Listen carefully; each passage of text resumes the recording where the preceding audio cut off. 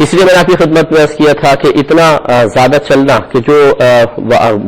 کثیر چلنے میں کہلائے شمار ہو یا اس کو عمل کثیر کہا جا سکے، اس سے نماز فاسد ہو جاتی ہے، جس کا فقہاء نے اندازہ فرمایا ہے 3 قدم،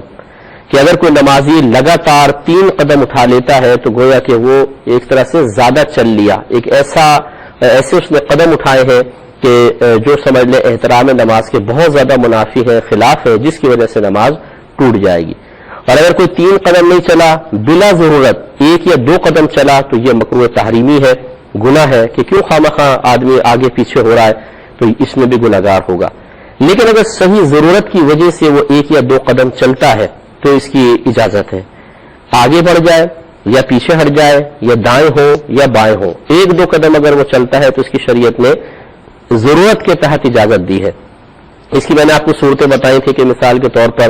اگر ایک آگے صف قائم ہے اور کسی شخص کا وضو ٹوٹ جاتا ہے اور وہ صف کو چھوڑ کے چلا جاتا ہے، تو پھر پیچھے والے پر واجب ہے کہ وہ 2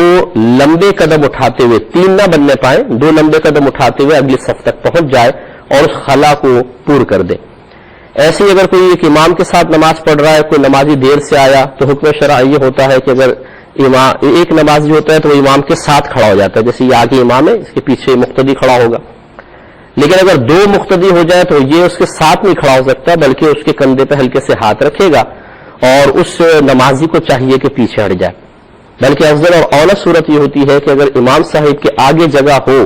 تو وہ 2 قدم چل کر اگلی صف میں داخل ہو جائے، وہاں پہ امامت کرے اور یہ شخص مقتدی کے ساتھ کھڑا ہو جائے بعد میں آنے والا۔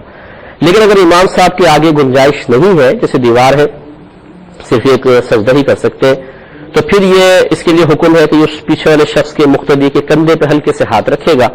اور اگر اس کو واقعی مسئلہ معلوم ہے اور ہونا بھی چاہیے تو وہ پھر 2 قدم لگاتار اٹھاتا ہوا، بڑے بڑے قدم اٹھائے پیچھے آ جائے، 3 قدم نہ اٹھائے کیونکہ یہ مفسد نماز ہو سکتے ہیں۔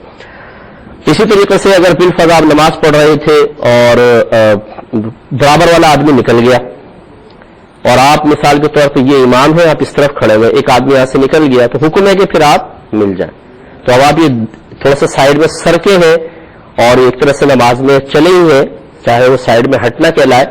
اسی طریقے سے اس طرف سے اگر آپ کوئی نمازی چلا گیا، اس طرف آپ ہٹ گئے، تو اس سے بھی نماز کا فساد کا کوئی تعلق نہیں ہے، کیونکہ آپ واقعی ہٹ رہے ہیں، دائیں بائیں ہو رہے ہیں۔